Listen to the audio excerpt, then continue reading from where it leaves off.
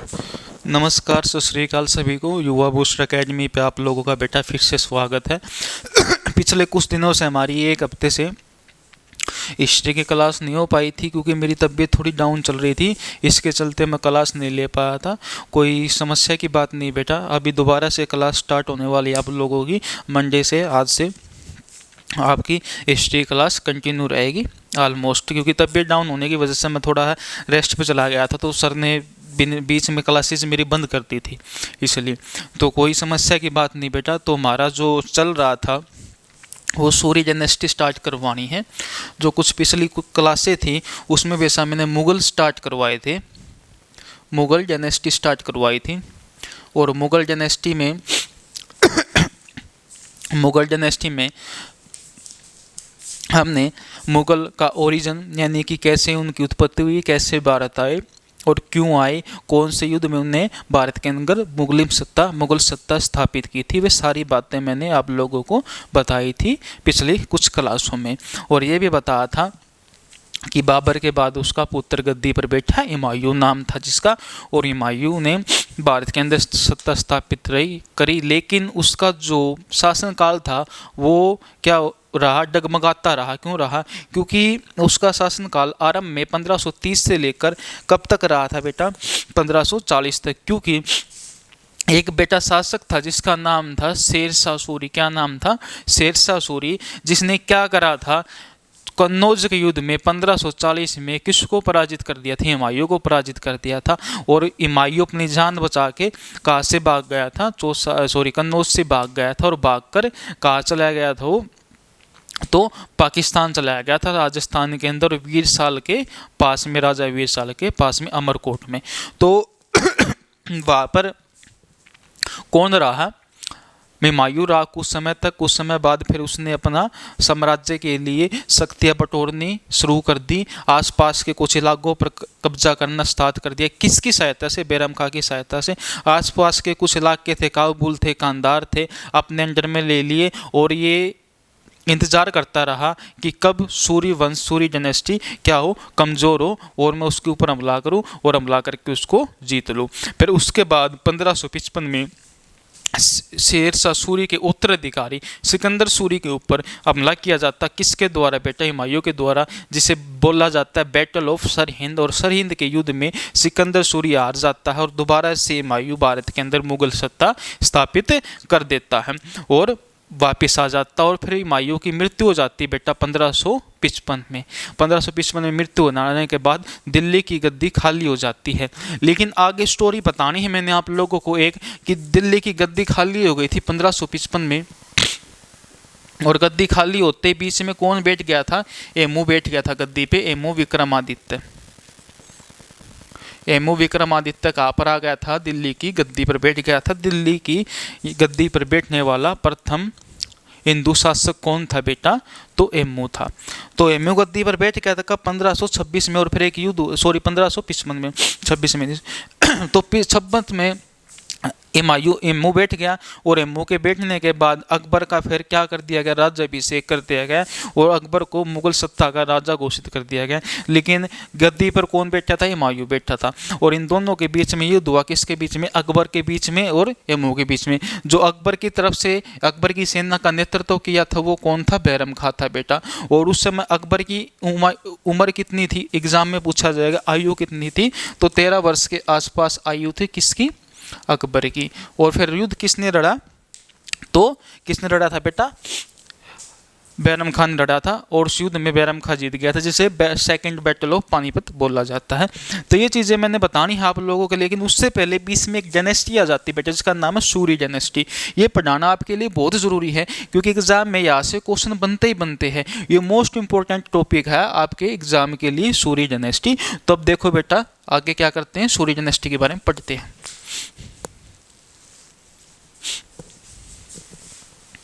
देखो बेटा, सूर्य डायनेस्टी के संस्थापक, फाउंडर की बात करें तो अगर संस्थापक की बात करें तो आप लोगों को पता है कौन है सूरी डायनेस्टी का संस्थापक? तो कौन है बेटा? शेरशाह सूरी। शेरशाह सूरी।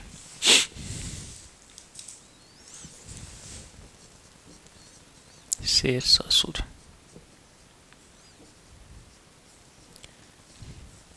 कार्यकाल की बात करें 1500, सॉरी डेट गलत लिख दी बेटा यहाँ 1540 से AD से 1545 AD के आसपास। ठीक है, ये किसका कार्यकाल है? शेरशाह सूरी का। अब एग्जाम में पूछेगा बेटा शेरशाह सूरी का चाइल्डहुड नेम, बचपन का नाम क्या था? बचपन का नाम, तो बचपन का नाम बेटा मैंने बताया था क्या था बचपन का नाम? तो शेर खां था। क्या नाम था? शेर खां।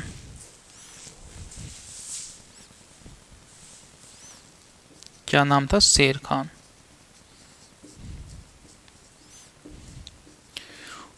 हुआ क्या था बेटा, क्या कि एक व्यक्ति था जो सैनिक था, किसकी सेना में बेटा? किसकी सेना में? तो किसकी सेना में था? बाबर की सेना में। तो ये कहा जाता है इतिहासकारों द्वारा कि जब बाबर ने कौन सा युद्ध जीता? पानीपत का युद्ध जीता। 1526 में पानीपत का प्रथम युद्ध बाबर जीतता है। तो उस युद्ध में एक व्यक्ति था जो जश्न बना रहे थे। तो जश्न बनाते वक्त वो तलवार के अंदर एक मांस के टुकड़े को डालकर जश्न बना रहा था, उसको खा रहा था तलवार के अंदर डाल के। किस? एक मांस के टुकड़े को। कौन? शेर खान। और ये सैनिक भर्ती हुआ था किसकी सेना में बेटा? तो पानीपत के प्रथम युद्ध की सेना में। किसमें के किसके साथ युद्ध लड़ा था? ना बाबर के साथ में। तो बाबर ने इसको देख लिया कि ये मांस खा रहा है तलवार के अंदर मांस के टुकड़े को डालकर, और बाबर ने ये कहा कि इसको अपनी सेना से बाहर निकाल दो। किसको? शेर खान को। उस समय से शेर खान कहते थे। लेकिन इसका वास्तविक नाम की बात करें, वास्तविक नाम की बात करें बेटा, इसकी एक्चुअल नाम की बात करें तो इसका एक्चुअल नाम फरीद था। क्या था बेटा? इसका वास्तविक नाम क्या था? फरीद था। वास्तविक नाम क्या था? फरीद था। फरीद इसका वास्तविक नाम था, लेकिन इसे शेर खान बोलते थे। क्यों बोलते थे शेर खान? शेर खान इसलिए बोलते थे, इसने एक शासक था जिसका नाम था बहार खां लाहौनी, और बहार खां लाहौनी के साथ ही शिकार पर गया हुआ था। कौन? फरीद। तो शिकार पे गया हुआ था, तो शिकार करते समय हुआ क्या कि शेर खान ने, फरीद ने एक शेर को मार दिया। किससे? एक चाकू की मदद से। और वो चाकू की मदद से शेर को मारने के बाद उसने इसको ये उपाधि दी थी, टाइटल दी थी कि भाई तू आज से क्या है? शेर खां है, शेर खान है। तूने क्या कर दी? शेर पर विजय प्राप्त कर ली। बेटा हमारे जो इतिहास, भारत का इतिहास है, उसके अंदर बहुत बड़े बड़े योद्धा पैदा हुए हैं, बहुत शक्तिशाली योद्धा पैदा हुए हैं, इसलिए उनको टाइटल दिए जाते थे। इसको टाइटल भी दिया गया था। इसे बचपन में शेर खान भी बोलते थे और फरीद भी बोलते थे। दोनों नाम है इसके। किसके? शेरशाह सूरी के। अगर बात करें बेटा शेर खान की, शेर मारा था इसलिए उपाधि मिल गई। अगर एक शासक की और बात करें बेटा, एक व्यक्ति था बेटा जो जनरल था, जो गवर्नर था किसका? महाराजा रंजीत सिंह का, जिसका नाम क्या था? हरि सिंह नलवा। उसने भी शेर को, एक बाघ को, सॉरी बाघ को दोनों हाथों से पकड़कर उसके जबाड़े को पाड़ दिया था। किसने? किसने पाड़ दिया था? तो महाराजा रंजीत सिंह के सेनापति ने पाड़ दिया था, जिसका नाम क्या था? क्या नाम था बेटा? हरि सिंह नलवा। क्या बोलते थे उसे? हरि सिंह नलवा। तो वो भी क्या था बेटा? एक बहुत शक्तिशाली योद्धा था। तो हमारे इतिहास में बहुत शक्तिशाली योद्धा हुए हैं। तो इसका क्या नाम था? शेर खान था। समझ गए क्यों पढ़ा, कैसे पढ़ा? अब आगे देखो। इसके बाद बेटा शेर खान के बाद इसके पिता का नाम पूछेंगे। फादर नेम, फादर नेम, पिता का नाम क्या था? तो पिता का नाम की बात करें तो बेटा पिता का नाम था इसके हसन खान। हसन खान। और बेटा ये जागीरदार था जौनपुर का। जौनपुर का क्या था बेटा? ये जागीरदार था।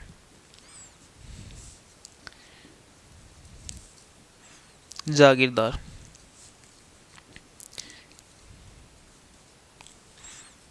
कौन था बेटा जागीरदार? तो हसन खान जागीरदार था। किसके पिताजी थे? तो शेर खान के पिताजी से। तो हुआ क्या था बेटा कि इसके पिताजी जागीरदार थे और उस समय बेटा एक शासक होता था बहार खां लोहानी, जो कहाँ का शासक था? बिहार का शासक था बेटा। कहाँ का शासक था? बिहार का शासक था। बिहार का क्या था बेटा? रूलर था।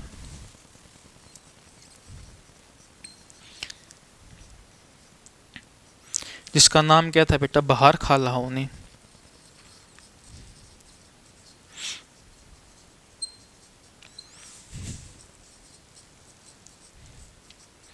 बहार खां लोहानी। और इसी के कार्यकाल के दौरान बेटा जो इसके पिता थे वे क्या थे? जागीरदार थे। किसके पिताजी? तो शेरशाह सूरी के पिताजी। और फिर बाद में शासक कौन बन गया? तो शेरशाह सूरी बन गया। स्टोरी क्या थी वो मैंने अभी बताई थी आप लोगों को। 1540 में एक युद्ध हुआ था बेटा। 1540 में एक युद्ध हुआ था जिसका नाम था बैटल ऑफ कन्नौज।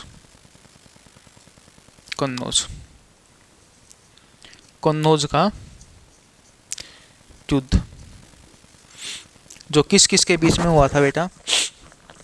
किस किस के बीच में हुआ? एक तरफ कौन था? शेरशाह सूरी था बेटा, SSS लिख दिया मैंने शॉर्ट में। और दूसरी तरफ कौन था बेटा? हुमायूं था, HM लिख दिया है हुमायूं। तो इसमें कौन हार गया था? हुमायूं हार गया था। और कौन जीत गया था? शेरशाह सूरी जीत गया था। उसके बाद इसने सत्ता स्थापित कर दी थी भारत के अंदर सूरी डायनेस्टी की। अब इसने क्या करा बेटा? शासक बनते कुछ उदारवादी कदम उठाए भारत के अंदर। और उदारवादी कदमों में एक कदम क्या था? भारत के अंदर इसने 1700 सराय बनवाई। क्या बनवाई? 1700 सराय बनवाई। कहाँ से लेकर बेटा? कोलकाता से लेकर पेशावर तक। क्या बनवाई बेटा? इसने सराय बनवाई। सराय क्या होती थी बेटा? जो लोग होते थे सफ़र में जाते थे तो रास्ते में थकने की वजह से उन क्या हो जाते थे? कमजोरी आ जाती थी उनके बीच में। उनको खाना या पानी की ज़रूरत पड़ती थी रास्ते में, सफ़र के अंदर। तो रास्ते में कुछ सराय बनवा दी थी, जैसे कि धर्मशाला बोलते आज के टाइम पे। तो वह बनवाई गई थी किसके द्वारा? तो शेरशाह सूरी के द्वारा। कितनी बेटा? 1700। एक बार इतना उतारो, स्पेस नहीं है, फिर आगे चलते हैं।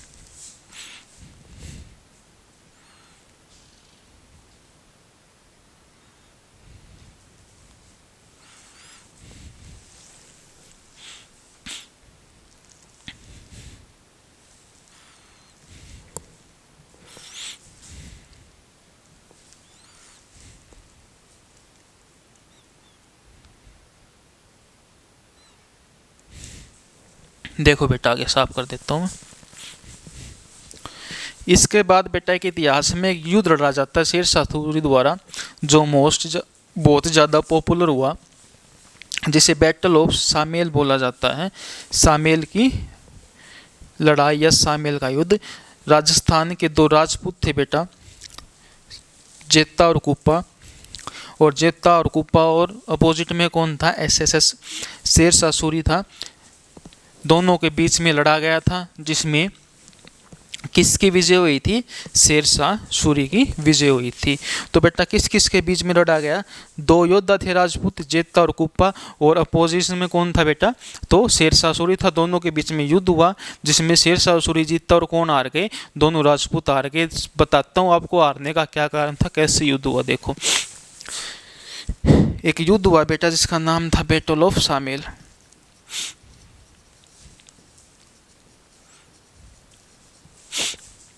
सामेल का युद्ध।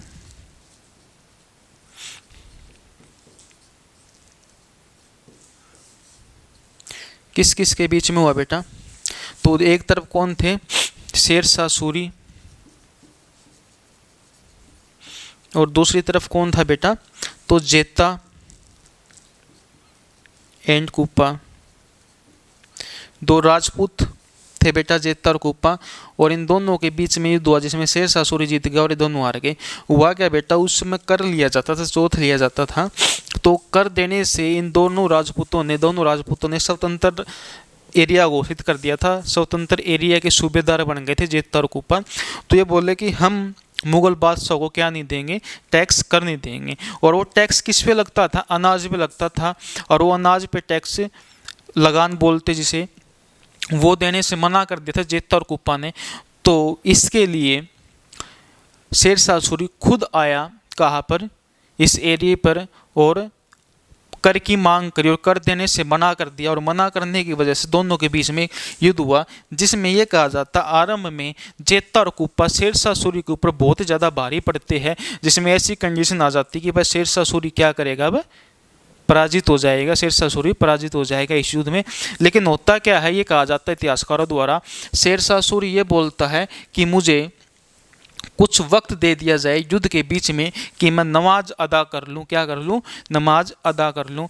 तो ये कहा जाता है इतिहासकारों द्वारा, शेरशाह सूरी इतनी मन्नत से, इतने तन मन धन से नमाज पढ़ता है और बोलता है कि भगवान ईश्वर अल्लाह, मैं ये युद्ध जीत जाऊँ जीवन में, कभी भी जीवन में इसके बाद कोई भी युद्ध नहीं लड़ूंगा।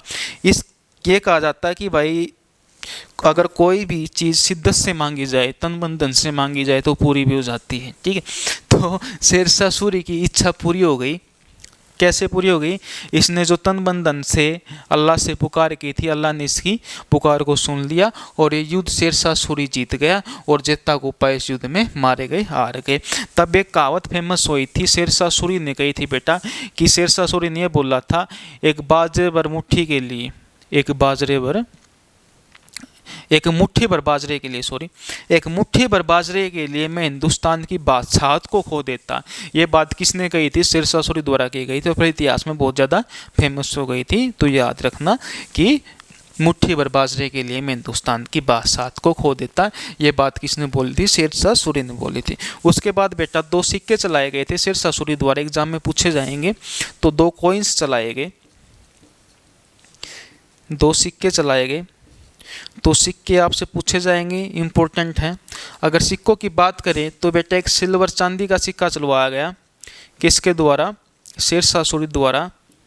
ठीक है, जिसे क्या बोला गया, रुपया बोला गया। क्या बोला गया, रुपया बोला गया,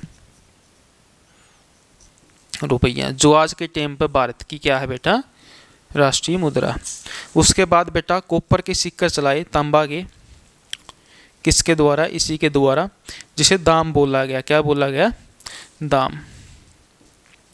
तो 2 सिक्के चलाए गए शेरशाह सूरी द्वारा, दाम और तांबा के, तांबा के दाम और सिल्वर के रुपया। एक सिक्का का और साक्ष्य मिलता है बेटा, जहाँ से ये जानकारी मिलती है कि भाई अपने को रुपया सिक्का भारत की मुद्रा बनाई गई है, वो थे बेटे विक्रमादित्य द्वितीय, विक्रमादित्य सेकंड। उन्होंने एक सिक्का जारी किया था बेटा चांदी का ही, जिसका नाम था रूपक या रूपयक। ठीक है, ये सिक्का किसके द्वारा चला गया था, चांदी का, तो विक्रमादित्य द्वितीय, जिसे चंद्रगुप्त द्वितीय भी कहा जाता है। ये बेटा गुप्त वंश के शासक थे, समुद्रगुप्त के दूसरे लड़के थे। कौन, चंद्रगुप्त द्वितीय, विक्रमादित्य द्वितीय। पहले विक्रमादित्य थे भारत के इसके, और अंतिम कौन था, 14वां एम्मू था। बताएंगे सारी जानकारी, कोई दिक्कत वाली बात नहीं है, आपको सब कुछ बताया जाएगा। तो 2 सिक्के चलाए गए किसके द्वारा, शेरशाह सूरी के द्वारा। उसके बाद बेटा इसी के कार्यकाल में, किसी के कार्यकाल में, शेरशाह सूरी के कार्यकाल में ही 1545 में एक पुस्तक लिखी गई, एक ग्रंथ लिखा गया। ठीक है, एक फेमस पुस्तक लिखी गई, जिस पुस्तक का नाम था बेटा पद्मावत।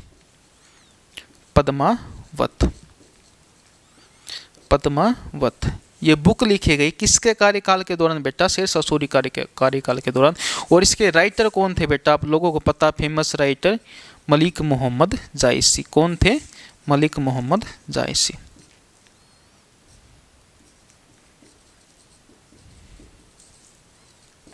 मलिक मोहम्मद जायसी, तो याद रखना बेटा। तो मलिक मोहम्मद जायसी द्वारा क्या लिखी गई, पद्मावत। कब की बात है, 1545 की।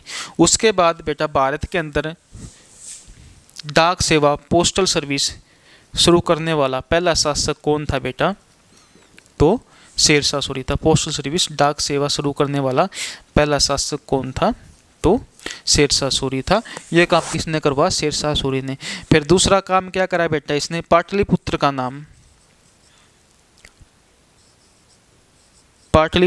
नाम बदल कर क्या कर दिया,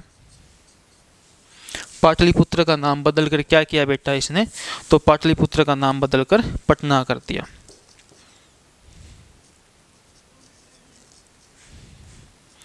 पाटलिपुत्र का नाम क्या कर दिया इसने, तो पटना कर दिया, याद रखना।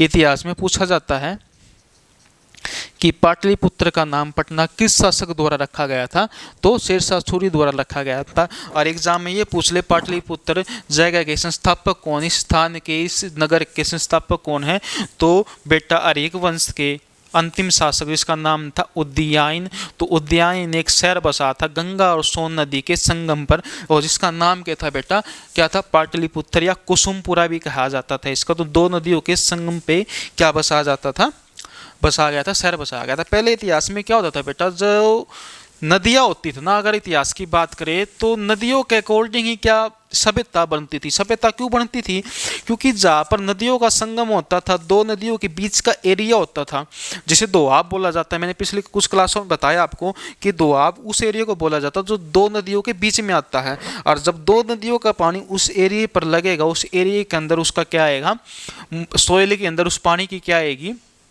पानी के गुण आएंगे, तो वो धरती बहुत ज़्यादा उपजाऊ हो जाती है, वहाँ पर हर एक प्रकार की चीज़ मिलती है। और अपना देश शुरुआत से लेकर अंतिम तक ही बेटा क्या रहा, कृषि प्रधान रहा। और जहाँ पर कृषि होगी, पशुपालन होगा, वहीं पर क्या करेंगे, लोग रहना पसंद करेंगे।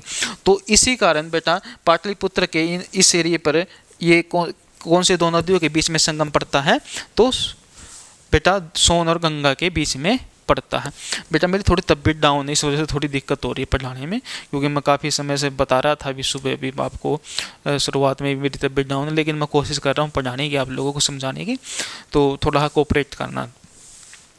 थोड़ी तबीयत ज़्यादा डाउन चल रही है, काफ़ी समय हो गया था क्लास लिए, तो बच्चे की मैसेज वगैरह आ रहे थे, इसलिए फिर माँ क्लास ले लेते हैं, कोई बात नहीं है, अच्छे से लेंगे। देखो तो समझ गए बेटा, दोआब वगैरह और नदियों के संगम क्या होता था, इसका नाम क्या कराया था इसने, पटना कराया था। पोस्टल सर्विस किसने शुरुआत करी, शेरशाह सूरी ने करी। पाटलिपुत्रा शहर किसने बसाया, उदयन ने। लेकिन इसका नाम किसने बदला बेटा, तो नाम किसने बदला, शेरशाह सूरी ने। फिर बेटा इसने क्या करा बेटा, मलिक मोहम्मद जायसी द्वारा इसी के कार्यकाल में कौन सी पुस्तक लिखी गई, पद्मावती लिखी गई। अब बात क्या आती बेटा, इसके बाद इसने क्या करा था, इसके बाद बेटा इसने ओलिया दाग प्रथा चलाई थी। क्या चलाई थी, ओलिया दाग प्रथा, ओलिया सिस्टम, ओलिया दाग प्रथा। ये एक ऐसी प्रथा होती थी बेटा जिसमें घोड़ों के ऊपर सैनिकों के क्या नापे जाते थे, क्या क्या उलिये लगाए जाते थे, यानी कि उनका नक्शा बना दिया जाता था घोड़ों के ऊपर, ताकि पता चल जाए कि ये किस सैनिक का घोड़ा है। किसके द्वारा चलाई गई, तो शेरशाह सूरी द्वारा। उसके बाद बेटा इस महान शासक के द्वारा भारत के अंदर दो किले बनवाए गए, दो फोर्ट्स बनवाए गए, एग्जाम में पूछे जाते हैं, दो किले बनवाए गए। तो एक किला की बात करें तो पहला किला बेटा रोहतासगढ़ का किला,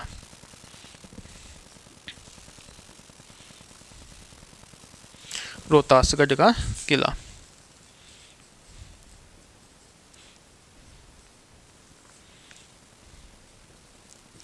रोहतासगढ़ फोर्ट।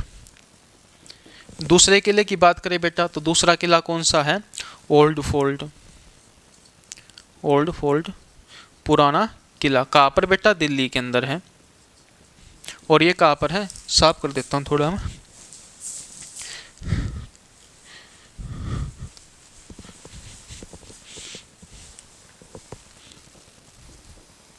ये कहाँ पर है, बिहार के अंदर है बेटा। और ये कहाँ पर बेटा, दिल्ली के अंदर। अगर इसके नाम की बात करें तो बेटा इसका नाम है किला ए कुहाना, कुहाना, किला ए कुहाना। किसका नाम बेटा, ये ओरिजिनल नाम किस किले का है, तो पुराने किले का नाम है, याद रखना।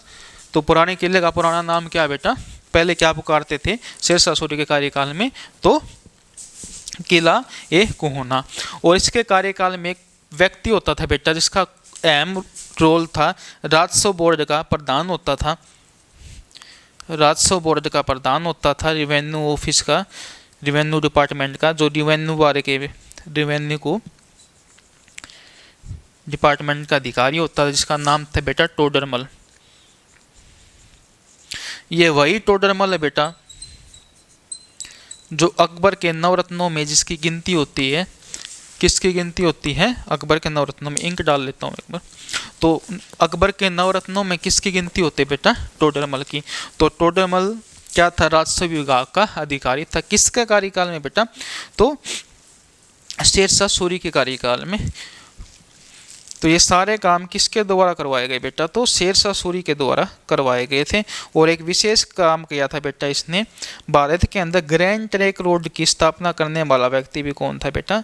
शेरशाह सूरी था। याद रखना, भारत के अंदर ग्रैंड ट्रैंक रोड, ठीक है, की स्थापना किसने करी थी? इसी व्यक्ति द्वारा की गई थी, जो भारत का सबसे बड़ा हाईवे, जिसे NH1 भी कहा जाता है, ठीक है। तो किसने करी थी स्थापना बेटा? तो याद रखना, शेरशाह सूरी द्वारा भारत के अंदर, भारत का सबसे लंबा रोड।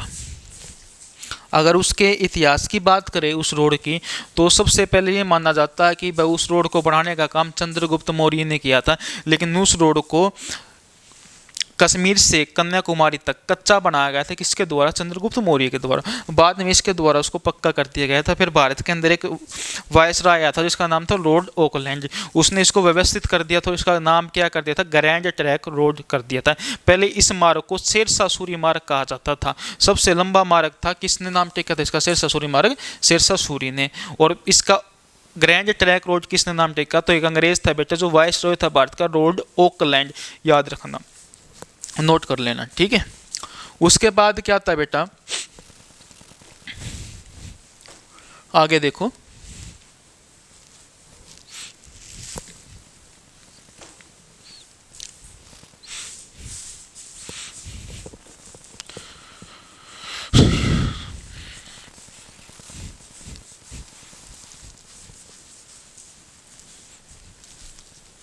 उसके बाद शेरशाह सूरी की डेथ हो जाती है बेटा। कब? 1545 में डाइड, मृत्यु हो जाती है किसकी? शेरशाह सूरी की। ये कहा जाता है कालिंजर अभियान के दौरान, कालिंजर मिशन के दौरान बेटा। कौन से मिशन के दौरान? कालिंजर मिशन के दौरान, कालिंजर अभियान के दौरान तोप में विस्फोट होने से,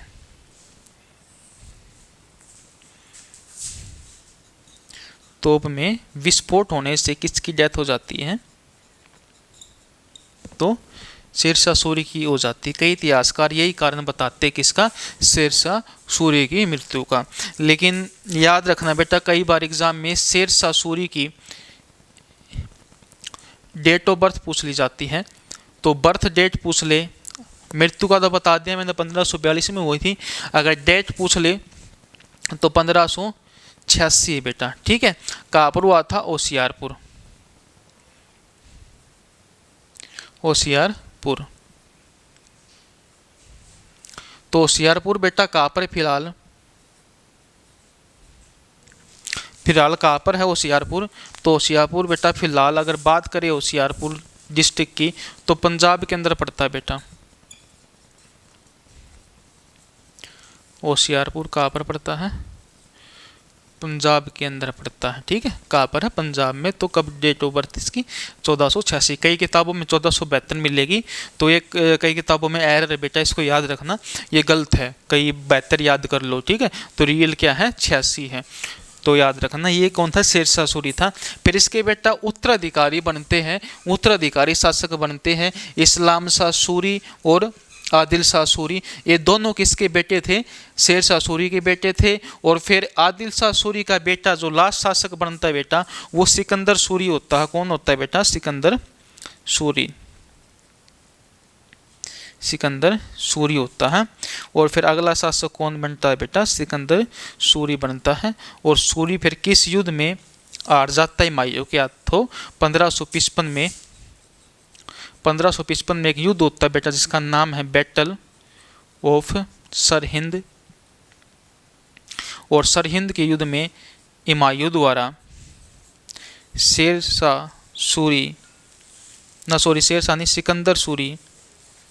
सिकंदर सूरी को हरा दिया जाता है और हुमायूं दोबारा से भारत के अंदर मुस्लिम सत्ता स्थापित कर लेता है। और फिर कुछ समय बाद ही हुमायूं की भी मृत्यु हो जाती है। कैसे मृत्यु हो जाती है? शेर मंडल की पेड़ियों से गिरकर इसकी क्या हो जाती है बेटा? डेथ हो जाती है, क्योंकि हुमायूं बहुत ज़्यादा अफीम वगैरह का सेवन करता था और नशे में शेर मंडल लाइब्रेरी की सीढ़ियों से गिरकर उसकी क्या हो गई? मृत्यु हो गई। जो कहाँ पर था? दीनपना शहर के अंदर था, जो किसके द्वारा बसाया गया था? इसी के द्वारा बसाया गया था, दिल्ली के अंदर। तो ये कौन था बेटा? सूर्य डायनेस्टी थी। तो सूर्य डायनेस्टी कब खत्म हो गई? 1555 में। 1555 में किस युद्ध के एंड में? तो सरहिंद के युद्ध के एंड में। तो शेरशाह सूरी के बारे में जो मैंने बातें बताई है आप लोगों को याद रखना, ठीक है। जैसे कि डाक सेवा है, इतिहास में पूछ लिया जाएगा डाक सेवा शुरू में किसके द्वारा शुरू की गई। एक बात ये याद रखना बेटा कि कहीं तुम एग्जाम में क्वेश्चन देखना है, क्वेश्चन किस तरीके से पूछ रहा है। अगर क्वेश्चन ये पूछ रहा है कि भारत में फर्स्ट टाइम डाक सेवा किसके द्वारा शुरू की गई, अगर ऑप्शन में किसी रूलर या शासक का नाम नहीं है, अगर किसी अंग्रेज का नाम है तो उसमें बेटा लॉर्ड डलहौजी आएगा। तो डाक सेवा स्टार्ट करने वाला पर अंग्रेज कौन था भारत में? तो लॉर्ड डलहौजी था। अगर शासक की बात करें तो बेटा शासक कौन था? तो शासक याद रखना आप लोगों को कौन था बेटा, तो अभी करवाया है मैंने। तो कौन था? शेरशाह सूरी था। और शेरशाह सूरी द्वारा ही क्या किया गया था बेटा? तो भारत के अंदर पोस्टल सर्विस स्टार्ट की गई थी, ठीक है। भारत के अंदर किसके द्वारा? शेरशाह सूरी के द्वारा। दोनों क्वेश्चन बन सकते हैं, क्योंकि क्वेश्चन वाला क्या करता है? कंफ्यूज कर देता है, बच्चों को घुमा के पूछता है। तो आपको कंफ्यूज नहीं होना है, हर एक चीज़ करवाई जाएगी। तब वहाँ पर पहुँचूंगा मैं गवर्नर के पास, लॉर्ड डलहौजी के पास में, तो लॉर्ड डलहौजी के बारे में आप लोगों को सारी जानकारी बताऊँगा। तार सर्विस, विडो रीमैरिज बिल, सारी चीज़ें बताऊँगा। डॉक्ट्रिन ऑफ लैप्स, सब चीज़ें, ठीक है। कोई कंफ्यूज होने की दिक्कत नहीं है, सब चीज़ें करवाई जाएगी। तो अब हम चलते हैं इसके बाद मुगल एम्पायर में दोबारा ही। और मुगल एम्पायर, मुगल साम्राज्य में हमें कौन पढ़ना है? अकबर के बारे में पढ़ना है। तो एक बार मैं साफ कर देता हूँ, फिर अकबर स्टार्ट करते हैं।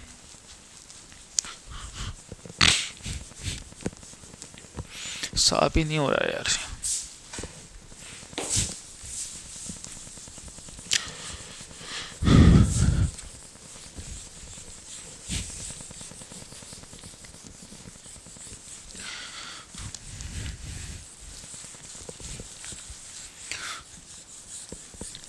बेटा पढ़ते रहा करो, मेहनत करा करो अच्छी, क्योंकि जीवन में मेहनत के बिना कुछ नहीं है। पढ़ाई करोगे तो अच्छा पद ग्रहण करोगे, जीवन में मान सम्मान सब कुछ मिलेगा आप लोगों को। कुछ लोग टांग खींचते हैं समाज में, जो असामाजिक तत्व होते अपवाद माने जाते हैं, उनसे थोड़ा बच के, उनकी बातों को इग्नोर करके अपने आगे बढ़ना है। कोई कुछ कहे इग्नोर कर दो। दुनिया में सबसे बड़ी हथियार क्या है? हल्की ही स्माइल। कोई कुछ भी बोले, हल्की ही स्माइल दो और उसकी बात को इग्नोर कर दो, ठीक है। बोले भाई तेरे से नहीं होगा, नहीं तू नहीं कर सकता, डिमोटिवेट कर रहा है, ठीक है। कोई भी आप लोगों को तो डिमोटिवेट करे, उसको स्माइल दो अच्छी, हाँ भैया ठीक है, ओके, ठीक। और कोई ज़्यादा बोले तो उसको 2-3 लाइनें सुना दो। क्या लाइनें? अभी बता देता हूँ, 2 लाइनें आपको सुना देना, कभी जीवन में जरूरत पड़े तो आपके अकॉर्डिंग बना लेना कुछ भी। जैसे कि मैंने कहीं सुनी थी तो मैंने अप्लाई करता हूँ, तो कुछ ऐसे थी कि खुद पर वार के फेंके है तुम्हारे जैसे बहुत, खुद पर वार के फेंके है तुम्हारे जैसे बहुत, मेरा गरूर सलामत रहे तुम्हारे जैसे बहुत, ठीक है। तो ये लाइन ने बेटा कोई भी बोले कुछ सुना देना, ठीक है। और कोई ज़्यादा ही कुछ बोल दे तो इग्नोर, क्योंकि हर एक चीज़ का बेटा समय होता है, टाइम के अकॉर्डिंग सब का कुछ ना कुछ बनता है। समय हर एक व्यक्ति का आता, कोई भी हो, तुम हो, मैं हूँ, या कोई भी व्यक्ति हो, अगर मेहनत करेगा तो सबका टाइम आएगा। तो अपनी मेहनत में लगे रहो, इग्नोर करते रहो सामाजिक तत्वों को, कोई दिक्कत नहीं है। कोई कुछ भी बोले इग्नोर, ठीक है भाई तय, ठीक है बढ़िया है, हल्की स्माइल दो, निकल जाओ। क्योंकि ज़्यादा ज्ञान पेल रहा ना कोई आपके सामने, तेरे तू ऐसे करेगा नू जाएगा, नू करेगा तो ये कुछ भी कहे आप लोगों को, क्योंकि वो आपको फेल देखना चाहता हो। कोई भी व्यक्ति अपने माता पिता, कोई भी व्यक्ति हो, मैं हो, तुम हो, या कोई भी यार हो, दोस्त हो, कोई भी, उन सब कैटेगरियों में सिर्फ माँ बाप को छोड़कर और कोई भी व्यक्ति आप लोगों का जीवन में साथ नहीं देगा।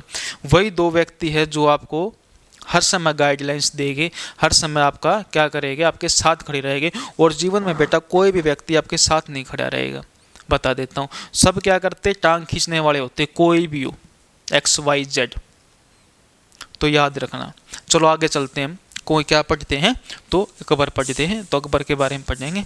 तो मुगल साम्राज्य की हेडिंग डाल लो अच्छे से। तो मुगल साम्राज्य, डेट आप लोगों को याद होगी, मुगल साम्राज्य डेट की बात करें 1526 AD से लेकर बेटा कब तक चला, तो 1707 तक।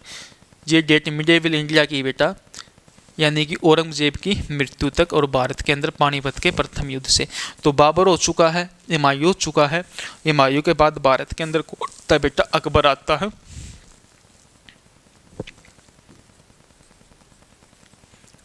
अकबर कौन आता है बेटा, अकबर आता है। एडिंग डाल लो एक बार, बढ़िया ही अकबर के नाम की।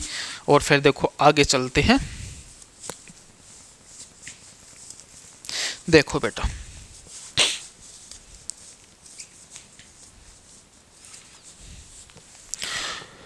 अकबर के कार्यकाल की बात करें बेटा तो कब तक था, इसके पिताजी का कार्यकाल कब तक था, तो 55 में, 1555 में इसके पिताजी की क्या हो जाती है बेटा, 1555 में इसके पिताजी की डेथ हो जाती है।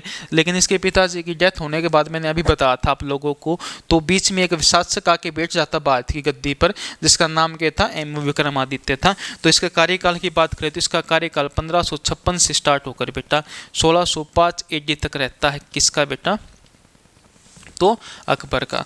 अब हुआ क्या, भारत के अंदर जब हुमायूं की मृत्यु होती है, तो मृत्यु होने के बाद अकबर को बैरम खां द्वारा उसका राज्याभिषेक करके 13 साल की उम्र में और दिल्ली की गद्दी का वारिस घोषित कर दिया जाता है, उत्तराधिकारी घोषित कर दिया जाता है। और अपने संरक्षक में कौन, किसको रखा जाता है, अकबर को रखा जाता है। तो होता क्या है, इस चीज का कौन फायदा उठा लेता है, एमू उठा लेता है। तो एमू उसकी गद्दी बैठ जाता। उसके बाद एक बैटल होता किसके बीच में, एमू के बीच में और अकबर के बीच में। लेकिन अकबर की तरफ से कौन लड़ा, बैरम खां लड़ा। लेकिन थोड़ी ही बेसिक जानकारी बता देता हूँ आप लोगों को, एग्जाम में पूछेंगे। इसके बर्थ की डेट पूछेंगे, पहले ही बताई थी मैंने, अभी भी बता देता हूँ, कुछ पिछली क्लास में बताया होगा। इसका जन्म कब हुआ था, तो 15 अक्टूबर 1542 में किसका जन्म हुआ, तो अकबर का जन्म हुआ। कहाँ पर हुआ था बेटा, याद रखना, अमरकोट, अमरकोट राजस्थान। ठीक है, कहाँ पर, अमरकोट राजस्थान। राजा वीरसाल के घर पर एक हिंदू शासक था जो किसका मित्र था, हुमायूं का। कब की बात है बेटा ये, तो 1542 AD की। उसके बाद बेटा इसका राज्याभिषेक पूछा जाएगा, कोरोनेशन, राज्याभिषेक, राज्याभिषेक। ठीक है, कहाँ पर किया गया, कलानौर, कलानौर के अंदर किया गया। कहाँ पर पड़ती बेटा कलानौर, ये तो कलानौर होशियारपुर डिस्ट्रिक्ट के अंदर। होशियारपुर के अंदर पड़ेगी बेटा या गुरदासपुर के अंदर पड़ेगी, बताओ कौन बताएगा। हाँ क्या बात है, अच्छी बात बेटा, होशियार के अंदर, होशियारपुर के अंदर नहीं, गुरदासपुर के अंदर, गुरदासपुर के अंदर। ये गुरदासपुर कहाँ पर है, पंजाब के अंदर, PNB। तो वहाँ पर इसका राज्याभिषेक किया गया कितने साल की उम्र में, 13 साल की उम्र में, किसका, अकबर का। और भारत में मुगल साम्राज्य का वारिस किसको घोषित कर दिया गया, अकबर को घोषित कर दिया गया। और राज्याभिषेक करते ही इसको एक टाइटल दिया गया, एक उपाधि दी गई। और क्या उपाधि ली अकबर द्वारा, उपाधि ली गई अकबर द्वारा जलालुद्दीन, जलालुद्दीन मोहम्मद, जलालुद्दीन मोहम्मद, जलालुद्दीन मोहम्मद। किसको कहा गया? अकबर को ये टाइटल दिया गया। अगर बचपन के नाम की बात करें तो मैंने पिछली कुछ क्लासों में बताया था आप लोगों को, बचपन में किस नाम से पुकारा जाता था इसे? तो बदरुद्दीन बोलते थे। अकबर का क्या नाम था? बदरुद्दीन। तो अकबर का क्या नाम था बेटा? तो बदरुद्दीन था, याद रखना। और फिर कौन सी उपाधि लेकर गद्दी पे बैठा? तो जलालुद्दीन मोहम्मद की उपाधि लेके। उसके बाद बेटा बीच में एमू बैठा गद्दी पर। एमू बैठते ही भारत के अंदर 5 नवंबर 1556 में एक युद्ध होता है जिसे सेकेंड बैटल ऑफ पानीपत कहा जाता है। क्या कहा जाता है? Second battle of Panipat.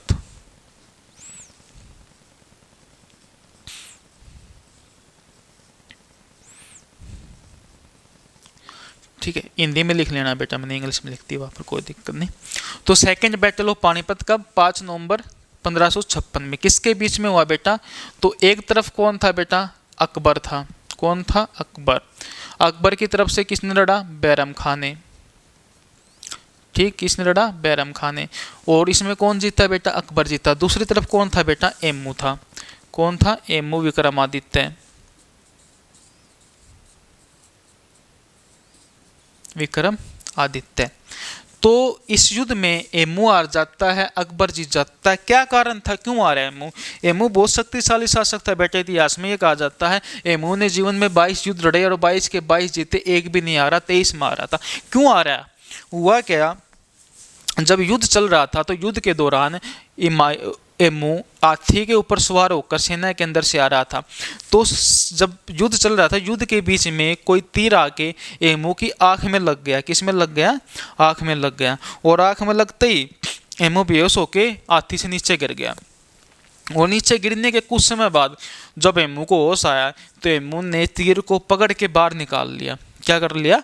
तीर को पकड़ के बाहर निकाल लिया। बाहर निकालते फिर दोबारा से फिर बेहोश हो गया। कौन? एमू। जब एमू को होश आया तो वो किसकी गिरफ्त में था? तो बैरम खां की गिरफ्त में था। और बैरम खां की गिरफ्त में आने के बाद, उसको होश आने के बाद ये कहा जाता है इतिहासकारों द्वारा, बैरम खां ने एमू के शीश को कलम कर दिया और वहीं पर किस को मार दिया गया? एमू विक्रमादित्य को मार दिया गया। भारत का लास्ट विक्रमादित्य किसको कहा जाता है? एमू को किया जाता है। भारत के अंदर 14 विक्रमादित्य बेटा, और 14वां विक्रमादित्य कौन था बेटा? तो एमू था। एक उपाधि होती है, एक टाइटल होती है बेटा, जो शासकों द्वारा ली जाती है। ये एक चक्रवर्ती सम्राट, एक सम्राट की उपाधि है जो किसके द्वारा दी जाती है? जो जिस व्यक्ति ने ज़्यादा युद्ध लड़े हो, जिस व्यक्ति का मान सम्मान या किससे कंपेयर करता हो, विक्रमादित्य से कंपेयर करता हो, वही व्यक्ति इस उपाधि को धारण करता है। ठीक है, तो याद रखना। अगर विक्रमादित्य की बात करें तो 57 BC के अंदर एक व्यक्ति था। मैंने फर्स्ट क्लास में बताया था बेटा, अपनी जो पहली क्लास हुई थी 57 BC में एक संवत चालू हुआ था, विक्रम संवत। और विक्रम संवत को शुरू करने वाला वही व्यक्ति था जिसका नाम था विक्रमादित्य। और उस व्यक्ति की ही उपाधि बाद में इतिहासकारों द्वारा ये कहा जाता है कि इस शासक ने ये उपाधि धारण करी, इस शासक ने विक्रमादित्य की उपाधि धारण की, क्योंकि बेटा बहुत शक्तिशाली शासक था। कौन बेटा? तो विक्रमादित्य। उसी के काल में कालिदास, वराहमिहिर, ये बहुत बड़े बड़े क्या थे बेटा? शास्त्री और ज्योतिष शास्त्र वाले व्यक्ति उसके समय में विद्वान व्यक्ति क्या थे? उपस्थित थे। बहुत अच्छा शासक माना जाता है विक्रमादित्य को। उदारवादी शासक था जिसके पास 32 सिद्धियां प्राप्त थी। जब वो निर्णय लेता था 32 सिद्धियों से प्राप्त लेता था। ये भी कहा जाता है इतिहास में, कुछ ग्रंथों द्वारा, ब्राह्मण ग्रंथों द्वारा ये कहा जाता है कि नवग्रह, जब विक्रमादित्य राज कर रहा था तो नवग्रह विक्रमादित्य के लिए धरती पर आए थे। और विक्रमादित्य को ये बोला गया था कि भाई मेरे को किसी भी प्रकार की, हम लोगों को किसी प्रकार की धातु भेंट की जाए। तो विक्रमादित्य कंफ्यूज हो गया कि भाई किसको क्या धातु दूं। तो विक्रमादित्य ने कहा कि मैं मैनेज करता हूँ, प्रबंधन करता हूँ, आप लोग वापिस चले जाइए, मैं आप लोगों को दोबारा आमंत्रित करूंगा। तो उसने 9 धातुओं की कुर्सियां बनवा ली। क्या बनवा ली? कुर्सियां। और कुर्सियां बनवा के उनके ऊपर पर्दा रखवा दिया। और पर्दा रखवा के नवग्रहों को क्या किया गया? आमंत्रित किया गया। और उनमें उनको ऊपर बैठने के लिए उनको कहा गया, विराजमान होने के लिए कहा गया। जो ग्रह जिस कुर्सी पर बैठा उस ग्रह की वही धातु क्या हो गई, मानी गई, उस ग्रह के अंदर वही धातु पाई जाने लग गई। तो हुआ क्या, सनी लो की कुर्सी के ऊपर बैठ गया, जो लो धातु था, लो धातु के ऊपर बैठ गया, और उसके ऊपर बैठने की वजह से ये माना जाता है कुछ इतिहासकारों या कुछ ग्रंथों द्वारा कि इससे सन्नी बहुत ज़्यादा नाराज हुआ और सन्नी का प्रकोप किसके ऊपर बरसा, विक्रमादित्य के ऊपर बरसा, और शिकार होने की वजह से विक्रमादित्य के दोनों हाथ दोनों पैर उसने गंवाने पड़ गए और राज्य से उसको निकाल दिया गया। कोल्लू के अंदर काम करता रहा। कुछ समय बाद सन्नी को दया आती है और उसकी दशा को ठीक करता है, दोबारा से शासक बनता कौन, विक्रमादित्य। ये ऐसी स्टोरियाँ चलती रहती बेटा, इतिहास के अंदर आपको मिलेगी, काफ़ी स्टोरियाँ मिलेगी शासकों के बारे में, ऐसी ऐसी स्टोरी जो रोमांच बना देती है, बंदे के जीवन में रोमांच बना देती है, जो जीवन में सीखने को कुछ देती है। इतिहास एक ऐसी चीज़ है बेटा जो बताती है हमको हमारा जीवन कैसा है, पहले कैसा था, अब कैसा, वर्तमान में, भविष्य में कैसा हो सकता है। पहले ज्योग्राफी कैसी थी हमारी, आज के टाइम पे ज्योग्राफी कैसी है। इतिहास एक पेड़ की तरह होता है बेटा, कैसा होता है, एक पेड़ की तरह होता है। ये एक पेड़ है बेटा, पेड़ की तरह होता है, पेड़ की तरह होता है। ये इसकी जड़ें हैं, देखो बांट के दिखाता हूं मैं। ये जो जड़ें है ना बेटा पेड़ की, ये क्या है, पेड़ का पास्ट है, क्या है, पास्ट है, क्या है, पास्ट, अतीत, जिसे हम इतिहास बोलते हैं। क्या बोलते हैं बेटा, इतिहास बोलते हैं। जो ये तना है बेटा, इसको क्या बोलेंगे, वर्तमान। क्या बोलेंगे बेटा, वर्तमान में जो चल रहा है हमारा जीवन। और जो नई नई शाखाएं जीवन, नई नई शाखाएं पेड़ की, नए नए पत्ते जो जन्म ले रहे हैं, बन रहे हैं, वे क्या है बेटा, तो वे क्या है, हमारा भविष्य है। और वो भविष्य किस पे टिका है, अपने इतिहास पर टिका है। जितना मजबूत अपना इतिहास होगा उतना ही अच्छा क्या होगा, फ्यूचर होगा, वर्तमान होगा, भविष्य होगा। अगर जड़ मजबूत है तो पौधा कैसा होगा, सुरक्षित बनेगा। तो इतिहास एक ऐसी चीज़ है बेटा जो हमें हर एक चीज़, हर एक जीवन में, हर एक मोड़ पे चीज़ सीखने को मिलती, किसके अंदर, इतिहास के अंदर। तो इतिहास पढ़ना बहुत ज़रूरी है।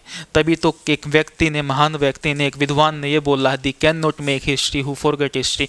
जो इतिहास भूल जाते वो कभी इतिहास नहीं बना पाते। और ये विद्वान डॉक्टर BR अम्बेडकर थे बेटा, ठीक है, इन्होंने ये बात बोल ली थी। तो इतिहास पढ़ना बहुत ज़रूरी है। तो देखो अब आगे, इतना उतार लो एक बार अच्छे से, फिर आगे चलते हैं। तो पानीपत का युद्ध आप लोगों के समझ में आ गया होगा, दूसरा सेकेंड बैटल ऑफ पानीपत। तो आगे देखो बेटा अकबर के बारे में, आगे अकबर क्या करता है। इसके बाद बेटा अकबर ये कहता है कि अब मैं क्या हो चुका हूँ, अब मैं क्या हो चुका हूँ, जवान हो चुका हूँ, मुझे क्या कर दिया जाए, मुझे बैरम खां के संरक्षण से अलग कर दिया जाए। और वो बैरम खां के खिलाफ बगावत कर देता है और बैरम खां का संरक्षण छोड़ देता है। कौन बेटा, तो कौन छोड़ देता है, तो अकबर छोड़ देता है। और इस चीज़ से बैरम खां बेटा बहुत ज़्यादा नाराज़ हो जाता है, और नाराज़ होने की वजह से बैरम खां अकबर को युद्ध के लिए पुकारता है। क्योंकि अकबर ने गद्दी पर बैठने में जो अहम भूमिका निभाई थी बेटा, वो किसके मदद से निभाई थी, तो किसकी मदद से निभाई थी बेटा, वो तो बैरम खां की मदद से निभाई थी। अब बैरम खां को झटका ये लगा कि बस जीवन में जिस मोड़ पर ज़रूरत मेरी थी, जब जब समय समय पर जरूरत मेरी पड़ी थी इतिहास के अंदर, युद्ध के अंदर, उस समय तो मैंने इसके लिए सब कुछ किया। अब ये अचानक एकदम से मेरे को संरक्षण से हटा रहा है, अपने हाथ में सारी पावर ले रहा है।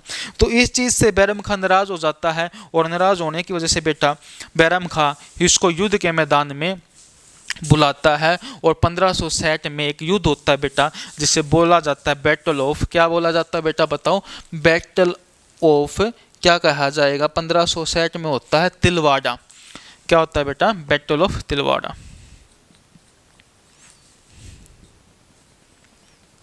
तिलवाड़ा का युद्ध, तिलवाड़ा का युद्ध होता है बेटा किस किस के बीच में, तो याद रखना बैरम खां और अकबर के बीच में तिलवाड़ा का युद्ध होता है, जिसमें बेटा अकबर विजयी रहता है। क्या रहता है बेटा, अकबर विजयी रहता है। और कौन हार जाता है, कौन हार जाता है, बैरम खां हार जाता है, बैरम खां हार जाता।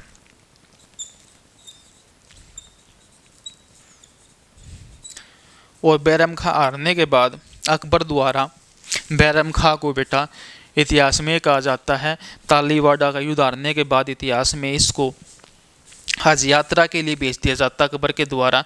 जब हज यात्रा के लिए भेजा जाता किसको, बैरम खां को, तो गुजरात में पाटन के पास में, गुजरात के अंदर एक स्थान पड़ता है जिसका नाम है पाटन। क्या नाम है बेटा, पाटन।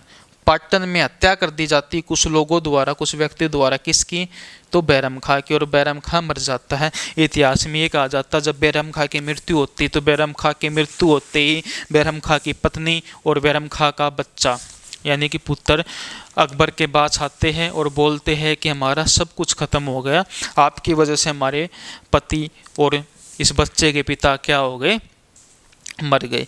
तो अकबर ये बोलता है कोई समस्या की बात नहीं है, बैरम खां मृत्यु हो गई तो कोई दिक्कत नहीं है, तो आज से ये मेरा पुत्र है और आप मेरी बीवी हैं। तो ये कहा जाता है इतिहास में, बैरम खां की पत्नी से अकबर शादी कर लेता है और उसके पुत्र को अपना पुत्र मान लेता है, और बाद में उसको एक उपाधि दे दी जाती है खाने खाना की। किसको, क्या नाम था बेटा उसका, अब्दुल रहीम में खाने खाना, अब्दुल रहीम खाने खाना, जो नवरत्नों में से एक रत्न था किसका बेटा, अकबर का, जिसका नाम क्या था, अब्दुल रहीम खाने खाना, जिसके कार्यकाल के दौरान बेटा, जिसके कारण भारत के अंदर यह माना जाता अकबर के कार्यकाल के दौरान, जिसमें अब्दुल रहीम के टाइम पे भी, अब्दुल रहीम भी एक हिंदी साहित्य का बहुत जानकार, बहुत विद्वान व्यक्ति था, और उसी के कार्यकाल में, अकबर के कार्यकाल में हिंदी साहित्य का बहुत ज़्यादा विकास हुआ था। इसलिए अकबर के कार्यकाल को हिंदी साहित्य का स्वर्ण युग, golden era of Hindi literature भी कहा जाता है। किसके कार्यकाल को बेटा, तो अकबर के कार्यकाल को, याद रखना। तो बात करें बैरम खां की पत्नी का नाम क्या था, सलीमा बेगम था। क्या नाम था बेटा, सलीमा बेगम था। और सलीमा बेगम से शादी कर लेता कौन, अकबर। अगर बीवी की बात करें, पहली बीवी कौन थी किसकी, अकबर की, तो रुकैया बेगम थी, जो इसके चाचे की लड़की थी, और इसकी चाचे की लड़की से इसने शादी करी थी अकबर ने, जिसका नाम रुकैया बेगम था, जो क्या थी बेटा, क्या थी, जो पढ़ी लिखी महिला थी, पढ़ी लिखी इसकी पत्नी सी सबसे ज़्यादा, और इसको हर मोड़ पे नॉलेज, ज्ञान देने का काम भी किया था रुकैया बेगम ने। और अकबर एक अनपढ़ शासक था, क्योंकि जीवन की भागदौड़ में उसे कभी शिक्षा लेने का कभी मौका नहीं मिला, किसको, अकबर को। तो सलीमा बेगम से शादी हो गई थी इसकी, रुकैया बेगम से हो गई थी। फिर इसके बाद इसकी अगली शादी 1562 में की जाती है बेटा। अगली शादी कब होती है, 1562 में, किसके साथ बेटा, अलकाबाई के साथ, अलकाबाई के साथ।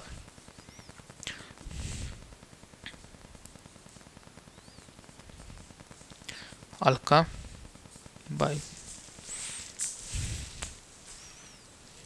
अलकाबाई के साथ। अलकाबाई कौन थी बेटा, तो अलकाबाई याद रखना, ये पुत्री थी किसकी बेटा, बारमल की।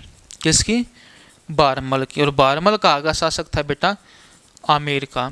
तो डॉटर ऑफ बारमल, ठीक है, किंग ऑफ आमेर।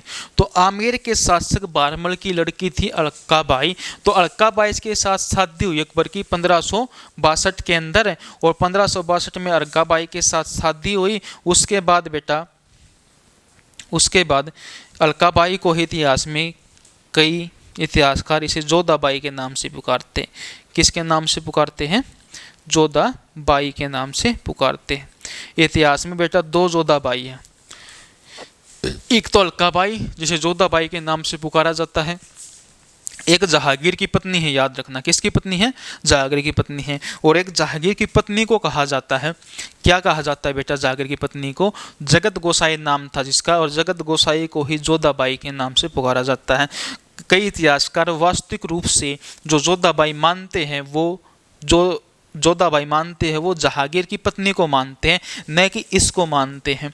ये इसको इतिहास में कई स्थानों पर यूज़ किया गया है, कई इतिहासकार बोलते हैं, लेकिन वास्तविक रूप से कौन थी, वो थी। तो याद रखना, इतना उतारो बेटा। फिर आगे चलते हैं इतिहास में, अगले पन्नों पर देखेंगे क्या मिलेगा हमें इतिहास में देखने को। आप लोगों को क्या करवाएंगे, रूबरू करवाते हैं इतिहास से। इतिहास एक अच्छी चीज़ है बेटा।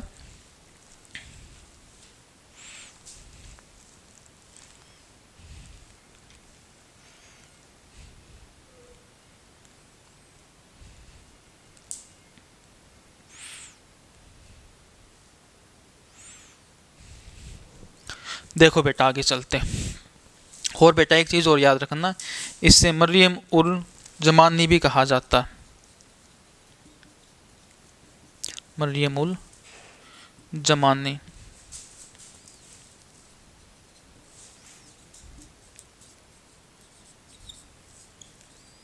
मरियम उल जमानी, मरियम उल जमानी महारानी को बोला जाता है बेटा। जो पटरानी होती है ना, जो रानियों में जिसका सबसे ऊंचा दर्जा होता है, वो मरियम उल जमानी होती है। वह कौन थी? अलकाबाई थी, याद रखना, लिख लेना। अब आगे देखो बेटा, साफ कर देता हूँ मैं इतना, फिर आगे चलते हैं।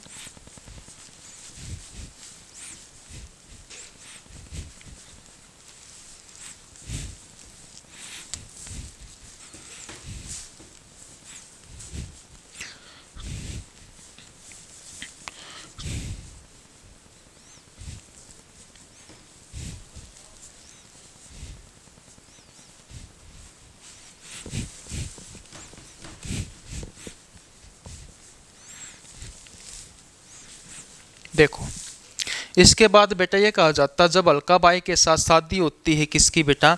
अलकाबाई के साथ किसकी शादी होती है? अकबर की, 1562 में। तो अकबर के जीवन में काफ़ी परिवर्तन होते हैं और अकबर हिंदू लोगों के तरफ उसका रुझान होता है और हिंदू धर्म के ऊपर, हिंदू धर्म के जो लोग हैं उनके ऊपर जो अत्याचार हो रहे हैं, उनको अत्याचारों को कम करने की क्या करता है कदम उठाता है। उनको कदम कम करने के लिए कुछ कदम उठाता है। किसकी वजह से? जोधाबाई अलकाबाई की वजह से। इसलिए इतिहास में कहा जाता है 1562 में अकबर के द्वारा ही क्या किया गया था बेटा? 1562 में स्लेवरी प्रथा, दास प्रथा का अंत किया गया था। किसके द्वारा? तो याद रखना, अकबर के द्वारा ही। क्यों किया गया था? क्योंकि उस समय बेटा दास प्रथा बहुत ज़्यादा बढ़ गई थी। और फिर क्या आती है? सती प्रथा बेटा। इसके बाद 1563 में सती प्रथा को क्या किया गया था? बैन किया गया था। किसके द्वारा बेटा? अकबर के द्वारा। मैंने बताया था सती प्रथा का बैकग्राउंड क्या था, आप लोगों को याद होगा। तो सती प्रथा का बैकग्राउंड क्या था बेटा? तो सती प्रथा कैसे आई भारत के अंदर, पहला लिखित सोर्स क्या मिलता सती प्रथा का, सारी चीज़ें बताई थी। फिर उसके बाद बेटा 1564 के अंदर तीर्थ यात्रा कर और जजिया कर दोनों खत्म कर दिए जाते। किसके द्वारा? अकबर के द्वारा। जजिया कर गैर मुस्लिम लोगों से लिया जाता था, हिंदू लोगों से लिया जाता था। ठीक है, तो जजिया कर और तीर्थ यात्रा कर दोनों को खत्म कौन कर देता है? अकबर कर देता है। भारत के अंदर जजिया कर और तीर्थ यात्रा कर खत्म कर दिया गया। किसके द्वारा? अकबर के द्वारा। उसके बाद बेटा इन चीज़ों को देखकर जो भारत के लोग थे, भारत के जो हिंदू व्यक्ति थे, हिंदू प्रजा थी, उन्होंने इसको एक उपाधि दी थी जिसका नाम था बेटा अकबर। अकबर नाम किसके द्वारा दिया गया था? तो हिंदू लोगों द्वारा दिया गया था। क्यों दिया गया था? हिंदू प्रजा द्वारा। इसने कुछ कदम उठाए, उदारवादी कदम। किन लोगों के प्रति? हिंदू लोगों के प्रति। तीर्थ यात्रा कर को क्या कर दिया गया? इसने खत्म कर दिया गया। सती प्रथा को खत्म कर दिया, दास प्रथा खत्म कर दी, जजिया कर खत्म कर दिया। था क्या बेटा जजिया कर? जजिया कर उनसे लिया जाता था जो हिंदू नहीं थे, जो मुस्लिम नहीं थे, हिंदुओं से लिया जाता था। और तीर्थ यात्रा क्या थी? अगर किसी व्यक्ति को तीर्थ यात्रा पर जाना, हरिद्वार वगैरह गंगा का स्नान करके आना है, तो उसके लिए भी इन्हें कर देना पड़ता था भारत के हिंदू लोगों को। तो वो भी खत्म कर दिया गया। किसके द्वारा बेटा? अकबर के द्वारा। तो इसलिए अकबर को भारत की प्रजा ने क्या नाम दिया? अकबर नाम दिया। लेकिन इसका असली नाम क्या था? वास्तविक दिन इसको जलाल कहा जाता था। पूरा नाम इसका जलालुद्दीन मोहम्मद था। किसका बेटा? अकबर का। आप लोगों को याद रखना है।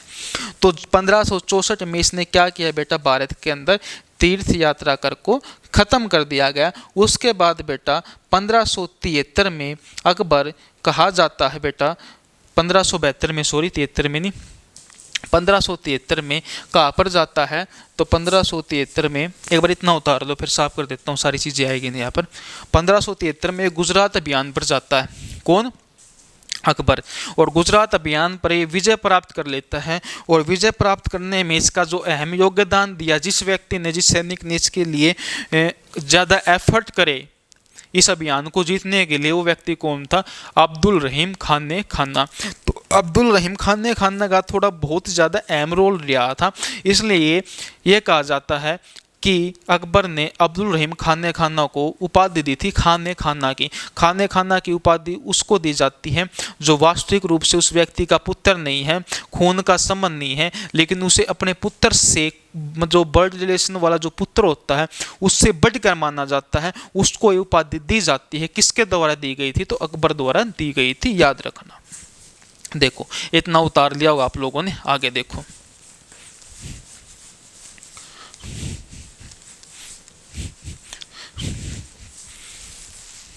(1572) में बेटा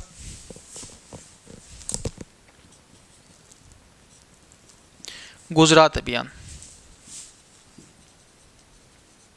गुजरात मिशन।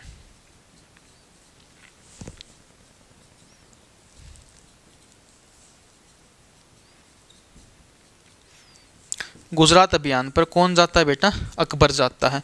और ये इसमें क्या रहता है? सफल रहता है। और सफल होते ही इतिहासकारों द्वारा ये कहा जाता है इसमें सबसे ज़्यादा जो रोल अदा किया था बेटा वो अब्दुल रहीम ने किया था, अब्दुल रहीम ने किया था।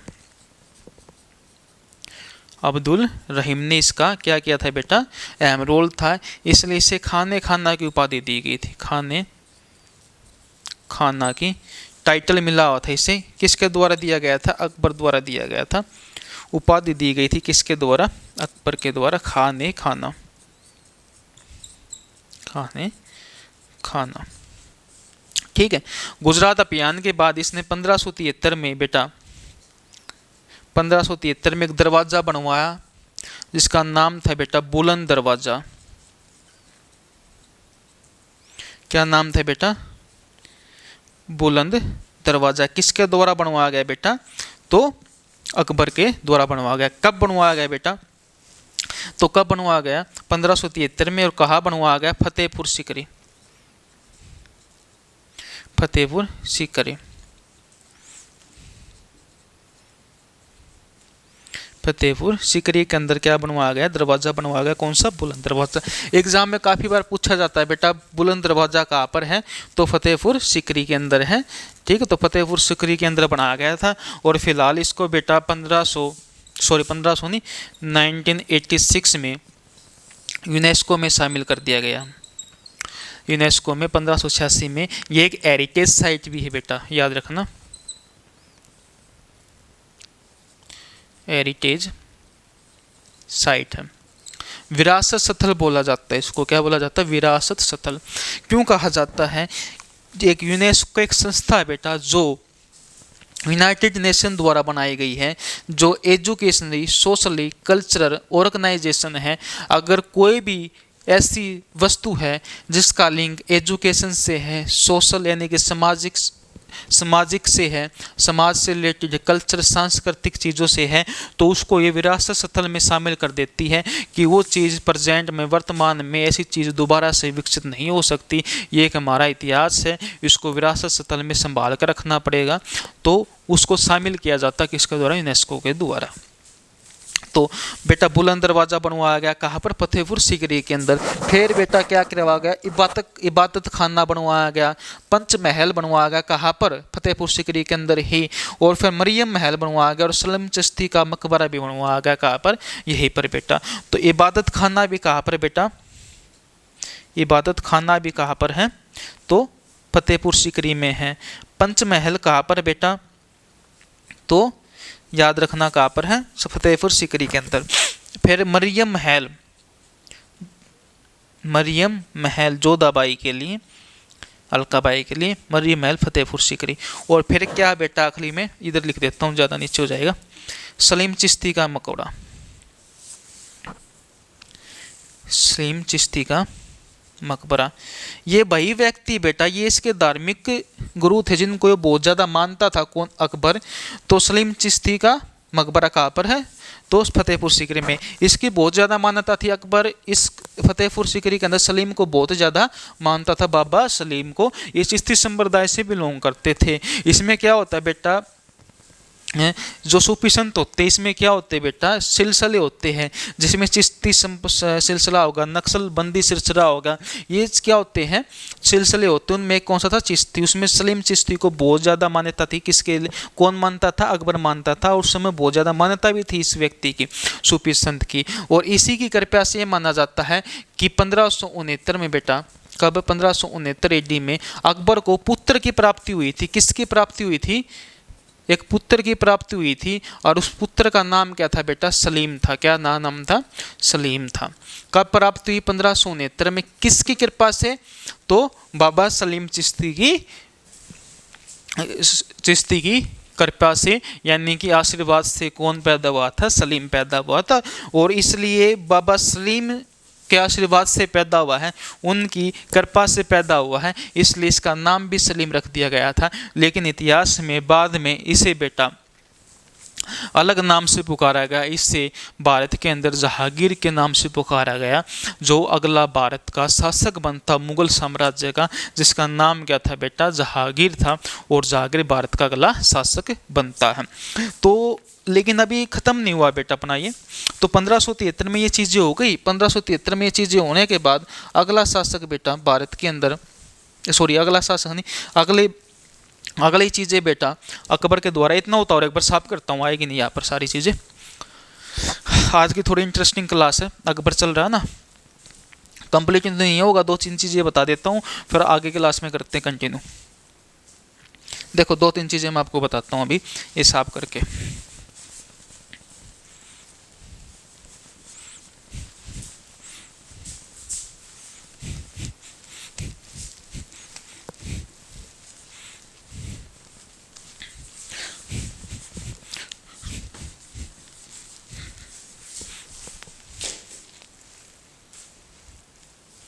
देखो बेटा, अकबर के द्वारा 1575 में मनसबदारी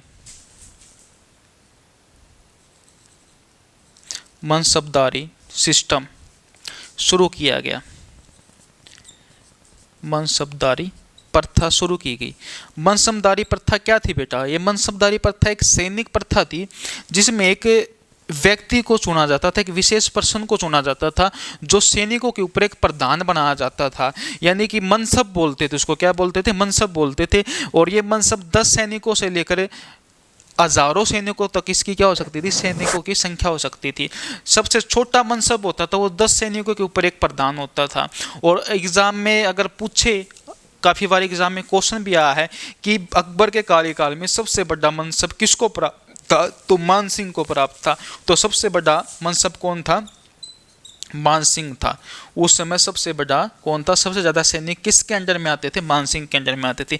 इसलिए सेनापति भी कहा जाता था। अकबर की सेना का सेनापति कौन था, मान सिंह था, जो किसका भतीजा था बेटा, अलका बाई का भतीजा था। किसका भतीजा था, अलका बाई का भतीजा था। और किसका भाई था बेटा, मान बाई का भाई था। याद रखना, मान बाई वही महिला है जिसकी 1588 में आगे चल के किससे शादी होगी, जहांगीर से शादी होगी।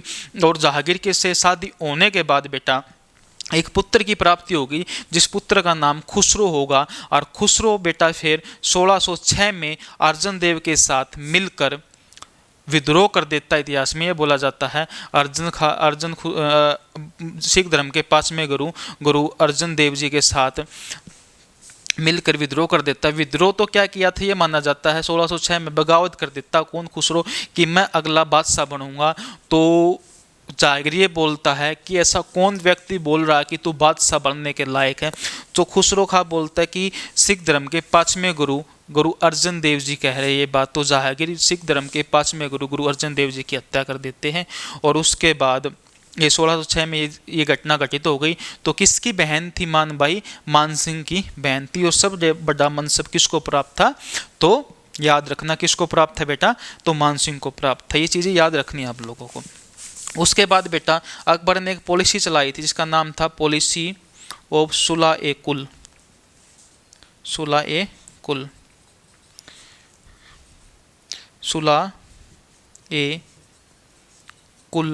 की नीति किसके द्वारा चलवाई गई थी बेटा, सुलह-ए-कुल की नीति सुलाहे कुल की नीति किसके द्वारा चलाई गई थी? तो अकबर द्वारा चलाई गई थी। ये भाईचारे की नीति थी बेटा। कैसी नीति थी? भाईचारे की नीति थी, यानी कि सभी धर्मों का एक ही उद्देश्य, एक ही भगवान, सबको भाईचारे के अंदर मानना किसका मकसद था? इस पॉलिसी का मकसद था। ये किसके द्वारा चलाई गई? तो अकबर के द्वारा चलाई गई। तो बेटा आज के लिए इतना ही काफ़ी है।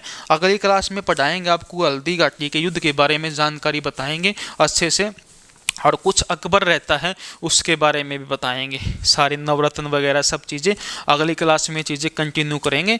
तो आज के लिए बेटा इतना ही। तो अगली क्लास में देखते हैं क्या रहता है। अगले सेशन में आप लोगों को अकबर पूरा करवाएंगे, फिर अकबर के बाद जहांगीर, जहांगीर के बाद कौन? शाहजहाँ, और शाहजहाँ के बाद कौन आता है बेटा? औरंगजेब। औरंगजेब जैसे ही ख़त्म हुआ आपका मध्यकालीन भारत खत्म हो जाएगा, आधुनिक भारत की तरफ चल पड़ेंगे। और लेटलर्स ऑफ मुगल्स या डाउनफॉल ऑफ मुगल्स, मुगलों का पतन या उत्तरावादी मुगल पढ़ने स्टार्ट कर देंगे। थोड़ा बहुत बता के मोहम्मद शाह रंगीला, नादिर शाह वगैरह के बारे में वो कुछ जो जानकारी आपके एग्ज़ाम के लायक है वो बताने के बाद हम फिर पढ़ने की शुरुआत करेंगे। अगला टॉपिक मॉडर्न इंडिया, ठीक है। और मॉडर्न इंडिया के बाद एंसेंट इंडिया पे आएंगे। लेकिन सोमवार से, शायद आज से ही, मैं ये सोच रहा हूँ आज या कल से ही आपकी इकोनॉमिक्स की क्लास भी स्टार्ट कर दूंगा, क्योंकि बेटा इकोनॉमिक्स भी पढ़ाता हूँ मैं ऑफलाइन बैच में। और आपकी शायद इकोनॉमिक्स की क्लासेस भी स्टार्ट हो जाए कल या परसों से। आने वाले समय में सोच रहे हैं इकोनॉमिक्स की क्लास, तबीयत अच्छी रही तो इकोनॉमिक्स की क्लास आपकी डाल दी जाएगी। तो 1 या 2 क्लास इंट्रोडक्शन की क्लास डाल दी जाएगी। और थोड़ा बेटा तबीयत डाउन होने की वजह से क्लास अल्टरनेट आ सकती है आप लोगों की। बीच में 1-2 दिन का गैप हो सकता क्लासों के बीच में, 1 या 2 दिन का, लेकिन क्लास आती रहेगी। 1 हफ्ते की दिक्कत, मेरी तबीयत अच्छे से ठीक हो जाएगी इतने, फिर कंटिन्यू रहेगी क्लास, कोई दिक्कत वाली बात नहीं है। तो ये बेटा पढ़ लेना जो मैंने आज करवाया अच्छे से। अगले सेशन में देखते हैं, ठीक है। तो आज के लिए इतना ही। थैंक यू, धन्यवाद, शुक्रिया।